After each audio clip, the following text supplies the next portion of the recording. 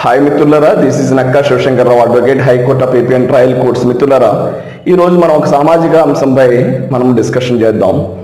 ముఖ్యంగా ఒక ప్రభుత్వం దాని యొక్క సర్వీసెస్ని, అంటే ప్రజలు ఏ విధంగా వారి పట్ల సంతృప్తిగా ఉన్నారా లేదా అన్నది తెలుసుకోవాలంటే వారు ముఖ్యంగా అందించేటటువంటి సేవల్లో విద్యారంగం, వైద్య రంగం, అదేవిధంగా పోలీసింగు, రెవెన్యూ, మున్సిపాలిటీ, పంచాయతీ, ఈ సేవలన్నీ కూడా వారు కరెక్ట్గా అందించగలిగితే మంచి పేరు వస్తుంది ప్రభుత్వానికి. మరి అలా కాకుండా వాటిలో ఎక్కడైనా సరే కొన్ని సంఘటనలు, దురదృష్టకరమైన సంఘటనలు జరుగుతూ ఉంటే ఎంతో అసంతృప్తిని గురి చేస్తుంది ప్రజలకి ఇటువంటి విషయాలు. మిత్రులారా, ఇప్పుడు మనం వైద్య రంగానికి వచ్చినట్లయితే కనుక మనకి ఎన్నో రకాల స్కీముల ద్వారా ఏదో ఉచిత వైద్యం చేస్తున్నాం, ఇవి ప్రైవేట్ హాస్పిటల్స్లో కూడా ఉచిత వైద్యం అందుతుంది అని చెప్పడం జరుగుతుంది. కానీ అందులో ఈ ప్రైవేట్ హాస్పిటల్స్లో అందేటటువంటి ఉచిత వైద్యాన్ని మనం ఒక విషయం కొద్ది సమయం పాటు పక్కన పెట్టినా, ఈ కమర్షియలైజేషన్ ఆఫ్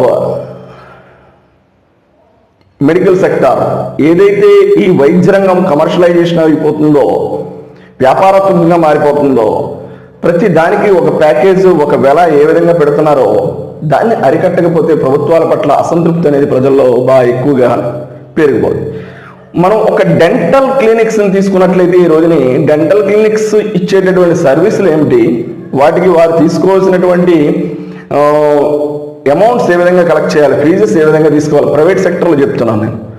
వీటిపై సరైన పర్యవేక్షణ ప్రభుత్వాలు చేస్తున్నట్టు నాకు అనిపించడం లేదు. సహజంగా కన్ను, ముక్కు, చెవి, అదేవిధంగా ఈ దంతాలు, ఇవన్నీ కూడా చాలా ఇంపార్టెంట్ ఆర్గాన్స్. సో అదేవిధంగా గుండె అనేది ఒక సపరేట్ కార్డియాలజీ అనేది ఒక సపరేట్ సెక్టర్. అందులో ఏ విధంగా మనం ఇబ్బందులు పడుతున్నాం, దానికి ఏ విధంగా ఈ ప్రైవేట్ హాస్పిటల్స్ సర్వీసులు ఇస్తున్నాయా, ఏ విధంగా అమౌంట్స్ కలెక్ట్ చేస్తున్నాయి, ఇవన్నీ కూడా అది వేరే విషయం. అయితే ముఖ్యంగా ఈరోజు ఒక చిన్న టాపిక్ మనం తీసుకున్నాం, డెంటల్ క్లినిక్స్. ఈ డెంటల్ క్లినిక్స్ అనేవి ఏ విధంగా సర్వీస్ ఇస్తున్నాయి, ఈ డెంటల్ క్లినిక్స్ తీసుకునేటటువంటి ఫీజులకి ప్రాతిపదిక ఏంటి, వీటిపై పర్యవేక్షణ ఎవరు చేస్తున్నారు, జిల్లా వైద్యాధికారులు చేస్తున్నారా, రాష్ట్ర వైద్యాధికారులు చేస్తున్నారా, ఎందుకు వీళ్ళు విపరీతమైనటువంటి ఒక పన్ను తీయించుకోవాలంటే సుమారు 1000 రూపాయల నుంచి 2000 రూపాయలు ఏదో రూపంలో వాళ్ళు వసూలు చేసే పరిస్థితి. ఈ డెంటల్గా వచ్చేటటువంటి డెంటల్కి సంబంధించినటువంటి ఇష్యూస్ బాగా ఎక్కువగా వస్తుంటే కామన్ ఇష్యూస్గా వస్తాయి. కానీ ఈ రోజున అవి చాలా అత్యంత ఖరీదైన సేవల కింద మారిపోయినాయి ప్రైవేట్ రంగంలో.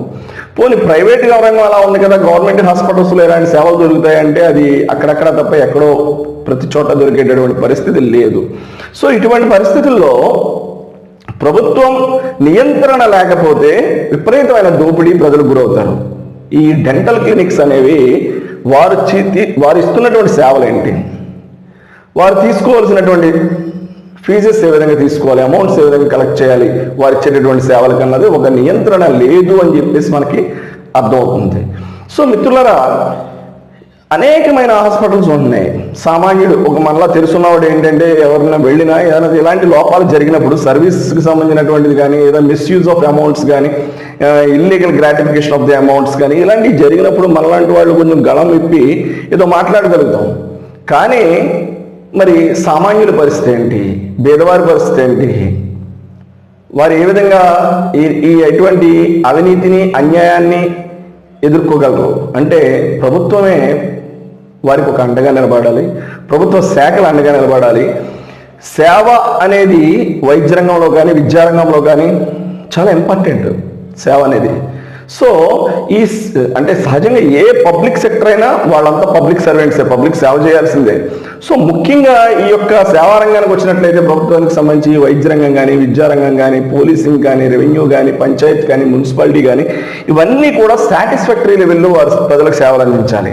అలా అందించకుండా వారు నిర్లక్ష్యం ప్రదర్శించిన, సరైనటువంటి సేవలు అందించకపోయినా ప్రజల్లో ఈ యొక్క అసంతృప్తి అనేది ప్రబలుతూ ఉంటుంది. ముఖ్యంగా మిత్రులారా, ఈరోజు మన టాపిక్ ఏంటంటే ఈ డెంటల్ క్లినిక్స్ మీద మనం చెప్పుకున్నాం. ఈ డెంటల్ క్లినిక్స్ అనేవి వారు ఇస్తున్నటువంటి సేవలు ఏ విధంగా ఉంటున్నాయి, ప్రైవేట్ సెక్టర్లో నేను చెప్తున్నాను.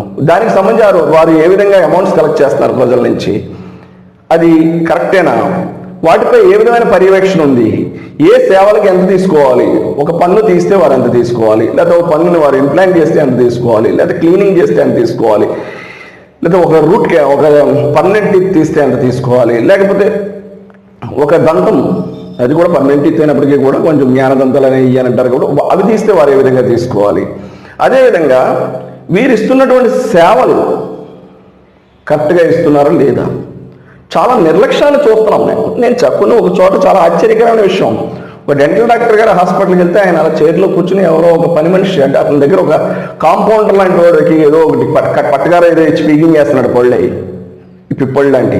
సో అంటే డాక్టర్ తన యొక్క ఇన్స్ట్రుమెంట్స్తో తను డైరెక్ట్గా చేయడం కూడా వారు చాలా బద్దకాన్ని ప్రదర్శించడం, లేకపోతే ఏదో ట్రైనర్స్కి వాళ్ళకి ఇచ్చేసేయడం. అసలు నేను ఇంకో చోట చూసినట్లయితే అతను అయితే కాంపౌండర్, ఈయన చైర్లో కూర్చుని కాంపౌండర్తో ఏం చేస్తున్నాడు, ఐడెంటిఫై చేసే టీత్ని ఇది పీకే అంటే అతను మొత్తం మీద ఏదో పెద్ద దుర్యోధనుడికి మొత్తం లాగేస్తున్నాడు. సో ఇలాంటి పరిస్థితులు ఉన్నప్పుడు పర్యవేక్షణ అనేది అవసరం. వారు తీసుకునేటటువంటి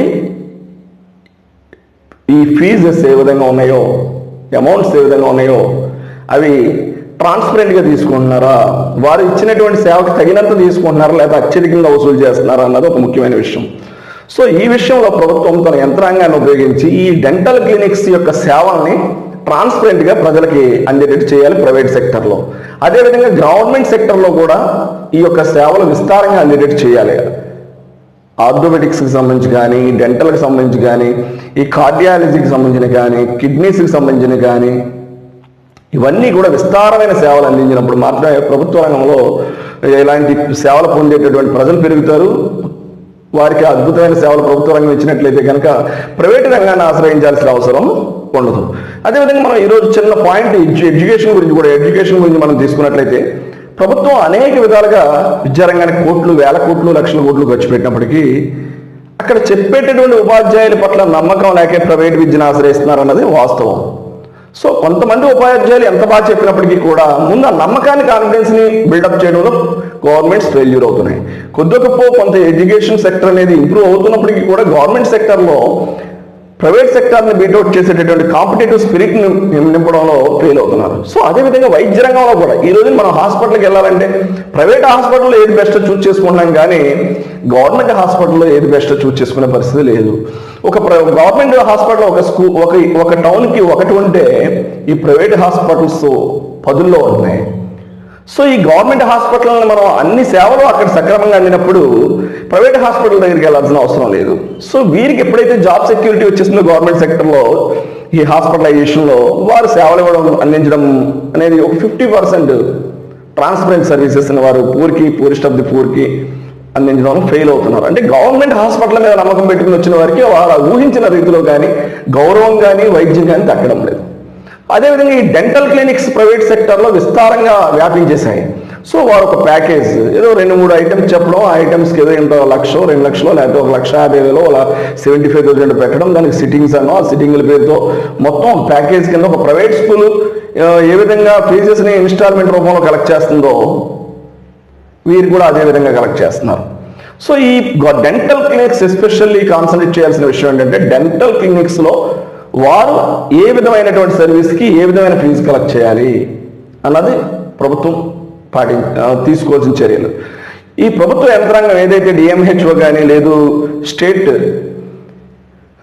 అథారిటీస్ ఏదైతే ఈ యొక్క హెల్త్కి సంబంధించి ఉన్నారో వారందరూ కూడా అసలు ఫస్ట్ మనం ఏదో ప్రైవేట్ సెక్టర్లో ఒక డెంటల్ క్లినిక్ వచ్చింది అంటే ఏదో పలానా ఒక బ్రాండెడ్ ఏదో వచ్చేసిందని చెప్పేసి మనం అనుకుంటున్నాం.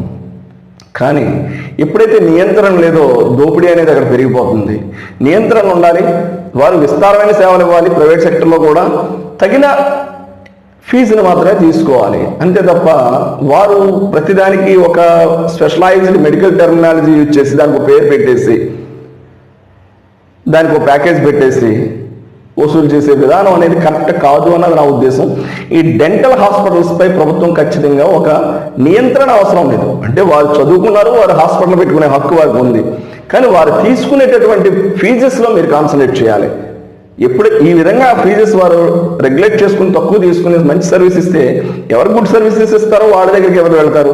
కానీ మరి గుడ్ సర్వీసెస్ ఇస్తారని మనం వెళ్తే వాళ్ళ అహంకారం అంతా ఎంత ఉండదు కొన్ని చోట్ల. చూస్తున్నాం. సో ఖచ్చితంగా ఈ డెంటల్ హాస్పిటలైజేషన్ ఏదైతే ఉందో, డెంటల్ క్లినిక్స్ ఏ విధంగా ఉందో వాటిపై వాటి యొక్క system of procedure of services మీద ఖచ్చితంగా మానిటరింగ్ ఉండాలి. వారు కూడా మనకి ఇచ్చినటువంటి సర్వీసెస్కి సంబంధించి ఒక రికార్డ్ మెయింటైన్ చేయడంతో పాటు ఏ సర్వీస్కి వారు ఎంత తీసుకున్నారో ట్రాన్స్పరెంట్గా ఇవ్వాలి. అసలు చాలా దారుణంగా భీమవరం అనేటటువంటి ఈ ఏరియా, ఇది capital of the west Godavari, అదేవిధంగా రిమైనింగ్ స్టేట్లో ఏదైనా సరే కూడా మనం చూసినట్లయితే ఈ మెడికల్ అనేది దాన్ని మన పెద్ద పదం అయిపోద్ది మాఫియా అని వాడితే. సో వారు మన ప్రాణదాతలు, వారిని ఇటువంటి పదాలతో మనం పోల్చకూడదు. కానీ వారిలో సేవాభావం అనేది పెంపొందాలని చెప్పేసి మనం కోరుకుందాం. సేవాభావం అనేది పెంపొందాలని కోరుకున్నాం. ముఖ్యంగా ఈ రోజు టాపిక్ మనకి డెంటల్ క్లినిక్స్ కాబట్టి వాటిపై ప్రభుత్వ పర్యవేక్షణ అవసరం. వారు తీసుకునేటటువంటి ప్యాకేజీల్లో వారు తీసుకున్నటువంటి అమౌంట్స్ ఏ విధంగా కలెక్ట్ చేస్తున్నారు, ఏ సర్వీస్కి ఎంత కలెక్ట్ చేస్తున్నారు అన్నది కూడా ఖచ్చితంగా మానిటర్ చేయాలి. అది పబ్లిక్గా అక్కడ డిస్ప్లే చేయాల్సిన అవసరం కూడా ఉంటుంది. సో ఈ విషయాల పట్ల ప్రభుత్వం కేంద్రీకరించి వారి యొక్క అధికారులను దృష్టి సారించి ప్రజలకు మంచి సేవలు అందాలి. ప్రైవేట్ సెక్టర్లో అందాలని కోరుకున్నాం, మన దురదృష్టం అది. కానీ గవర్నమెంట్ సెక్టర్ కూడా ప్రైవేట్ సెక్టర్ స్థాయికి ఎదగాలని చెప్పి మనం కోరుకునే వాళ్ళు ముందుంటాం. కాబట్టి ఇలాంటి సేవలన్నీ కూడా గవర్నమెంట్ సెక్టర్లోకి రావాలి. పేదలకి, నిరుపేదలకి ఇవి ఎంతో ఉపయోగపడాలని మనం కోరుకుందాం. అదేవిధంగా ప్రైవేట్ సెక్టర్లో డెంటల్ క్లినిక్స్ పట్ల ఒక మానిటరింగ్ అనేది అవసరం అనేది కూడా మనం ఈ వీడియో ద్వారా ఒక సందేశాన్ని సమాజంలోకి పంపుదాం.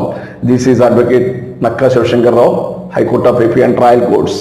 If you have any problem, contact 9855 90959.